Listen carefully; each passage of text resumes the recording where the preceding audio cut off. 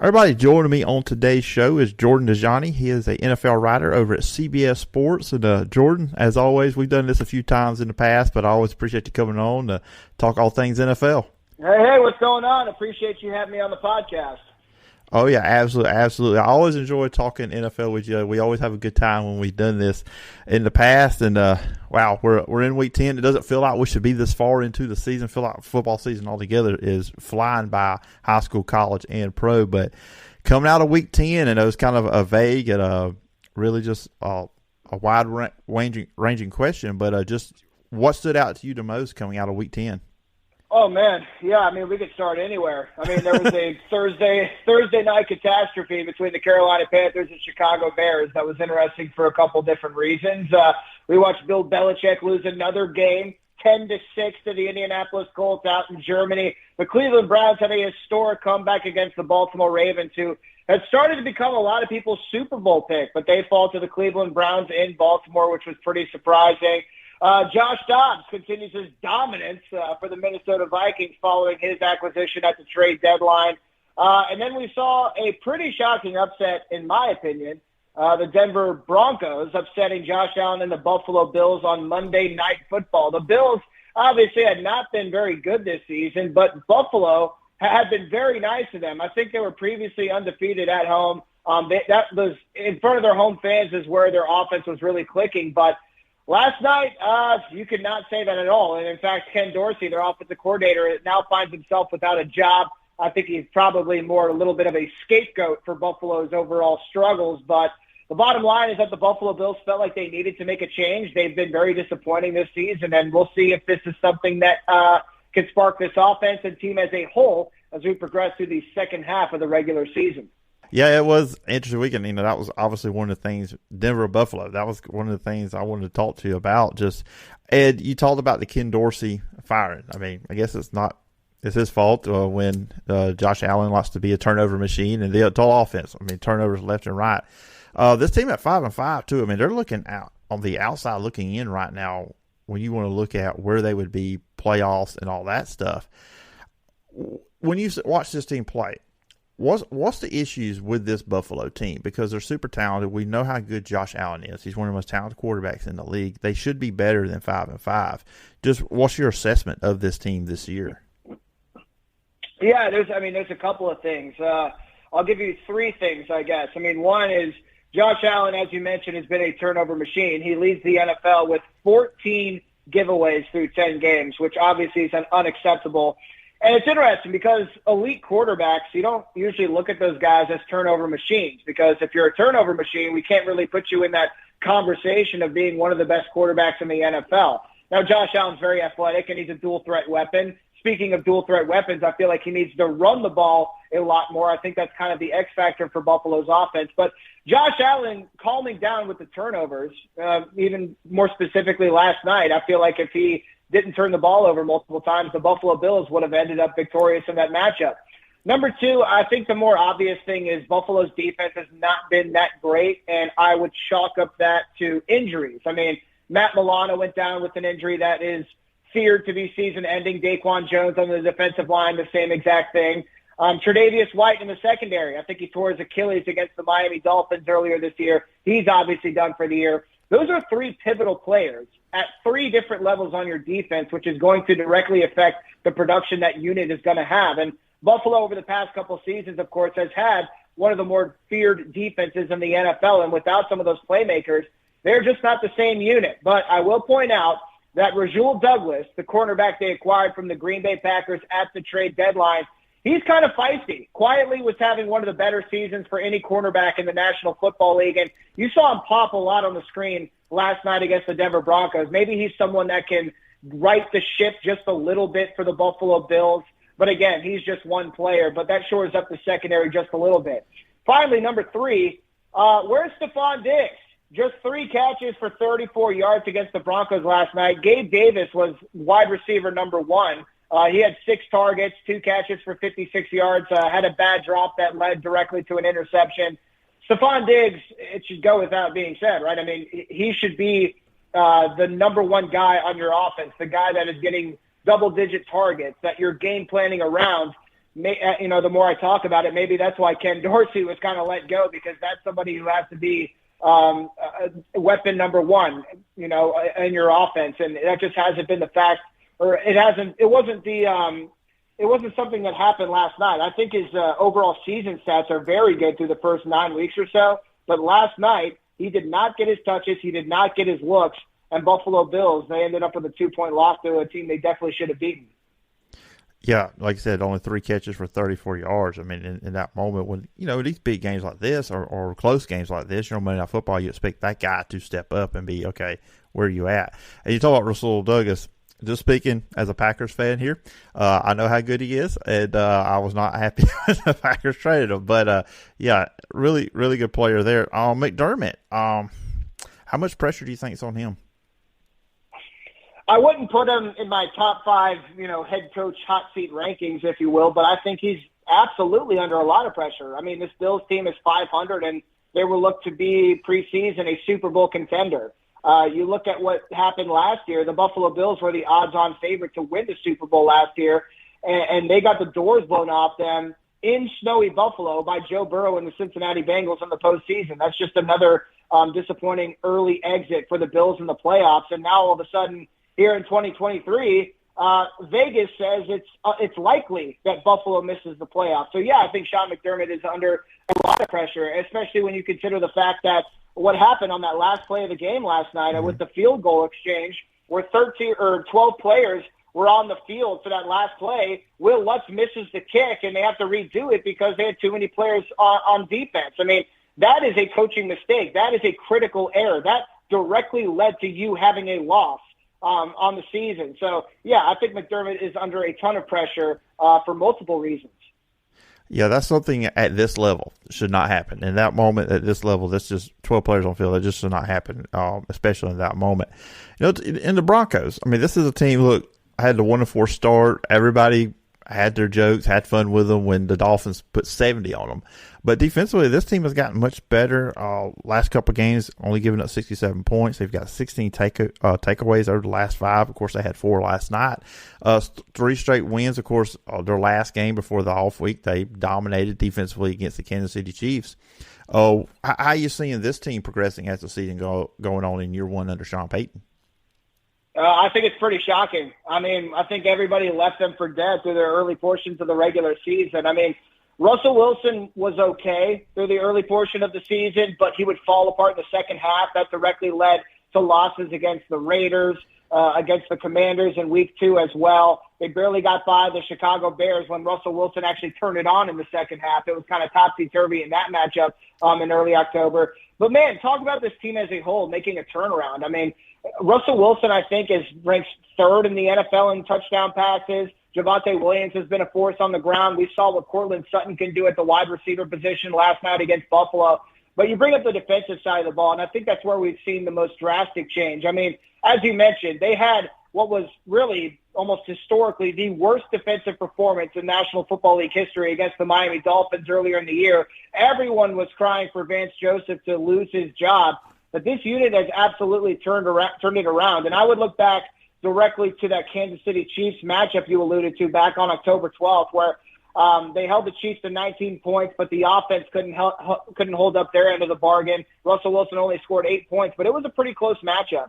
I don't know what the reason is for this turnaround. I know that Patrick Surtain is one of the best in the game. I feel like they're getting some pressure with their front four as well. But I think you have to credit Vance Joseph just for the overall job he's done in getting this team back where they needed to be defensively. And I know that touchdown catch last night by Courtland Sutton was amazing. I mean, because when you watch it live, as it was happening, like, he didn't catch that. But then you see the replay, and obviously he did, and they ruled it a touchdown. I mean, great throw by Russell Wilson, put it only where he could catch it, but also great job by him just, hauling that one in.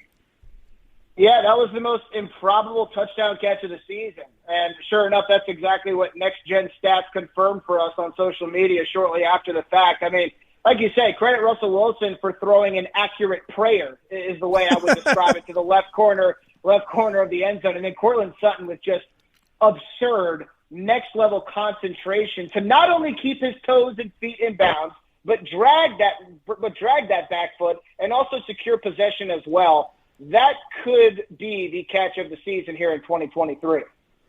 Moving on, from what happened on Sunday, and Josh Dobbs, you brought him up. I want to ask you about takeaways.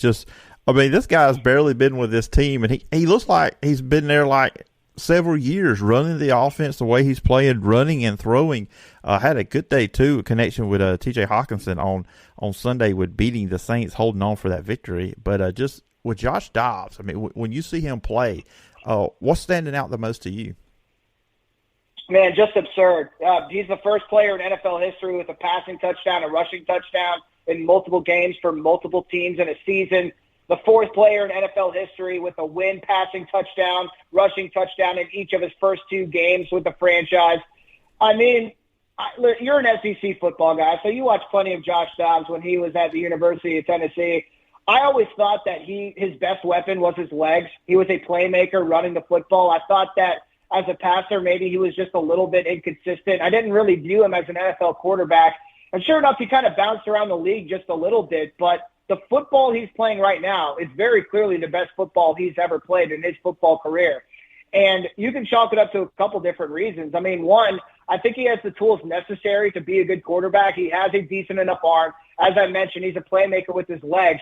But the other X factor for him is that, and I'm sure Tennessee fans are sick about hearing this, but yes, he's a rocket scientist, right? He's a very smart guy, and that comes into play when it comes to learning a new offense on the fly, when it comes to establishing chemistry, when it comes to the mental side of quarterbacking, which is the most important part of quarterbacking at this level. And, you just go back to what he did against the Atlanta Falcons. He was acquired by the Vikings just a couple days earlier. When the rookie Jaron Hall went out with a concussion late in the first quarter, here comes a quarterback who doesn't know the names of his teammates. He certainly doesn't know the playbook. He doesn't know his offensive linemen or the centers with the cadences, with the snap counts. And what he was able to do in terms of leading a game-winning drive and pulling off a victory from behind, that's absolutely incredible. And you go back and listen to the stories coming out of that week where in the NFL, your headset turns off when there's 15 seconds left on the play clock. So Kevin O'Connell, the head coach, is in Josh Dobbs' ear, not giving him the play call. He's literally describing, okay, you got an out route on your left, you got a fly on your right, you got all this happening with protection, and he's got a couple seconds to say all this information before the helmet communication gets cut off and Josh Dobbs is out there on his own on an island. That was seriously one of the craziest stories probably to come out of this entire NFL season. But that also speaks to just the ability that Josh Dobbs has. And it's really cool that he's getting this opportunity to show what he's got as a legitimate starter, to beat the New Orleans Saints at home in his first full week with a new team. That's pretty impressive because I think the Saints have a top 10 defense, plenty of weapons on offense. So the fact that the Vikings were able to come out with Josh Dobbs, who made several plays with his legs in that win, and jump out to an early lead, were able to hang on. It's absolutely incredible. I know I'm a little biased since I went to the University of Tennessee, but I think Josh Dobbs is one of the biggest storylines of the 2023 season thus far. Yeah, it's just awesome to see, and you root for it because he's a good guy. I mean, just in everything about him, just you need to root for this guy and what he's doing. So you mentioned Saints. I want to mention it real quick. You mentioned their defense, all the weapons they have. This team's 5-5. What's the problem with Saints? Derek Carr gets hurt in this game and he gets knocked out. It was 27-3. And then Jameis Winston comes in. They come back, but then Jameis Winston's going to Jameis Winston with the interceptions. But what do you see as the issues with the Saints and why they're at 5-5 and not better than this? Because the talent on the roster and the talent speaks that they should be better than that. Right. That's absolutely correct. And as I mentioned, the Saints have a top 10 defense, but I have the stats up right in front of me right now. They are literally number 10. They are barely a top 10 defense. And I think that's notable because over the past couple of years, the Saints have been a top 5, top 6 defense. I think overall the defense has not performed as well as they have in years past, and that's certainly taking a toll on the team as a whole. But I would point more to the inconsistencies on offense. You go back a couple of weeks ago, seeing Derek Carr against the Jacksonville Jaguars at home on Thursday night and how tough of a game that was offensively for the Saints. They've been inconsistent on that side of the ball. And it was only until Jameis Winston came in against Minnesota that we saw Chris Olave make a couple of big catches, including that improbable touchdown catch in the back of the end zone. We saw more downfield passing with Jameis Winston because that's really his skill set. I think there's been plenty of inconsistencies on the offensive side of the ball for the Saints. I feel like Derek Carr is not exactly the most popular man in New Orleans right now. I'm sure the fan base was expecting a little bit more out of him. But, yeah, to your point, I think I would agree that New Orleans has underperformed up to this point in the season. And to lose to the Vikings, even though they were in Minnesota, to a quarterback who is completed his first full week with his new franchise, that's probably something that should not happen. And like you said, the New Orleans has enough talent with Michael Thomas, Chris Olave, Taysom Hill to be better than what they've shown so far. Yeah, I guess, do they want to win the South? Does anybody want to win the South? I guess that's the division we're going to talk about like that this year. Oh, my gosh. Yeah, the NFC South. Talk about a wide-open division. And, I mean, I was kind of high on the Atlanta Falcons coming in. You know, I think through week 8 or so, week 7, they had the number 3 overall defense in terms of total yards surrendered per game. But then Will Levis for the Tennessee Titans shows up and completely dices them up to bits. And it's been tough sledding ever since. I mean, losing to the Vikings, and then they had that ugly game against the Arizona Cardinals and Kyler Murray's return to the lineup. Arthur Smith, in my opinion, probably should be on the hot seat. I know there's been a recent report indicating that he's at least going to be able to finish this year. But, I mean, there's so much to complain about with the Falcons. I mean, from the uncertainty at the quarterback position to the underutilization of Bijan Robinson, Kyle Pitts, Drake London, other players like that. The Falcons are a team that has underperformed in my mind as well. Yeah, absolutely.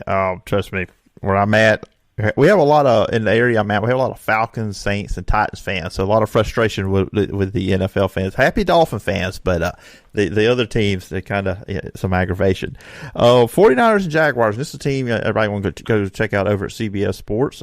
Jordan has a grade on this game here we're going to talk about. I guess the rumors of the demise of the San Francisco 49ers were greatly exaggerated. Greatly exaggerated. And I'm very happy to announce that I was able to see through the smoke. I made the San Francisco 49ers -3 a best bet over at CBSSports.com against the Jaguars. Now, I mean, I think the Jaguars are a solid team, right? You can make the argument that they're the best in the AFC South, but I won't turn away an argument for the surging Houston Texans. Mm-hmm. But look at who the Jaguars beat, right? They entered this past Sunday on the longest active win streak in the NFL. But who did they beat, right? They beat the Atlanta Falcons in London. That was a gross game. No one cares about the Falcons. They've underperformed, like I said. They beat the Buffalo Bills, who were clearly jet-lagged and also suffered multiple injuries on the defensive side in London on the next week. Then they beat the Indianapolis Colts. Then they beat the New Orleans Saints in that very poor offensive performance I pointed to a couple minutes ago. Then they go to Pittsburgh and beat the Steelers. That's not exactly a tall task.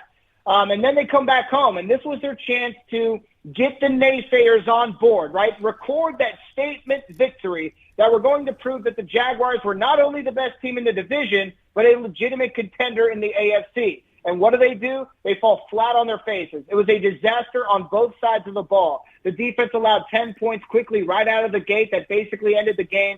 The offense couldn't get up running at all. Even when they orchestrated some long drives to get the ball down the field, they went 0 for 2 in the red zone, including one fumble by Christian Kirk on the 6-yard line that was returned for a touchdown. Of course, it got nullified due to a penalty, but it was a turnover nonetheless. It was the worst home loss of Trevor Lawrence's NFL career at home, 31 points.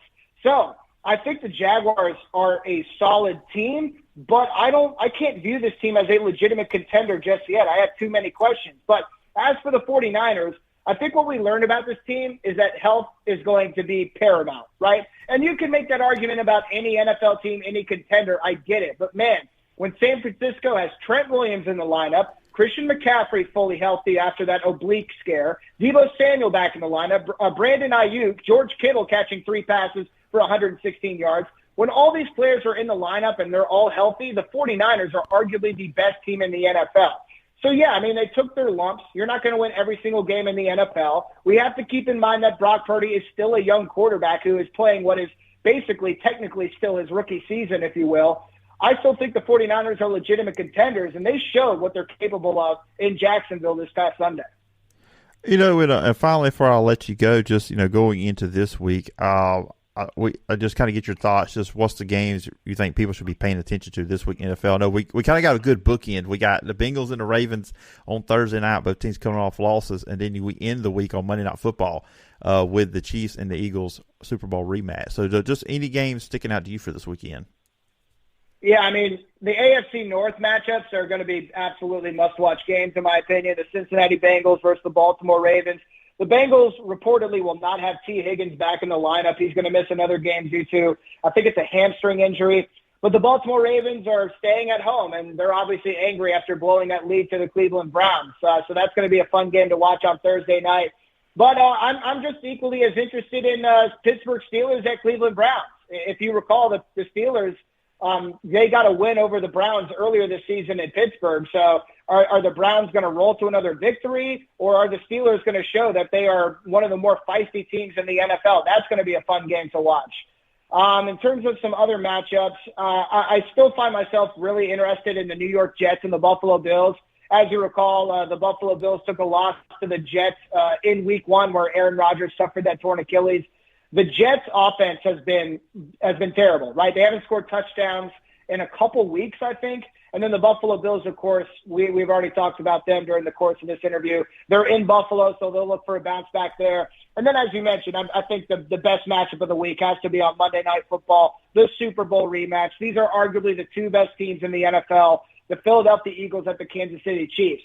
One thing to keep an eye on is the Philadelphia Eagles on the road, right? The Eagles have been great at home, but away from Philly, in arguably the most hostile environment you can play in the NFL with the Kansas City Chiefs in Arrowhead. This is going to be a great litmus test for both teams, so I can't wait to watch it.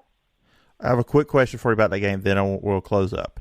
Which Swift will have the bigger game, DeAndre Swift or Taylor Swift? Well, if Taylor Swift is in the building, I think I'm going to have to lean towards her because she's kind of given this team superpowers, right? I think they're undefeated or they have one loss whenever she's in the building. So that is absolutely going to be something to watch. In fact, I need to work the phones and figure out if she's going to be in attendance because that's exactly where my money's going to go. All right. Yeah, I had to ask that question just as soon as we got in that. But anyways, it's been a lot of fun, Jordan. It's always fun talking all things NFL with you. If the listeners and viewers want to check it out, where can they find you? You can find me on X/Twitter/whatever it's called now at Jordan Dajani, JordanDajani. I'm always pumping out great material over at CBSSports.com, as are all my colleagues 24/7, it seems like. I will be publishing a pretty good interview with new Titans quarterback Will Levis on Wednesday, November 15th. So that should be out in the morning. That should be a fun read. We just kind of went over some of the lessons that he's learned through his first 3 NFL career starts and talked about a different amount of stuff, whether it's head coach Mike Vrabel, whether it's things he's looking to improve upon. So pretty good interview with Will Levis coming in the form of a long-form article on CBSSports.com Wednesday, November 15th. All right, everybody, make sure to go check out that article over at CBSSports.com. And Jordan, once again, I appreciate the time, and I look forward to doing this again sometime down the road. Anytime. Appreciate you, my man.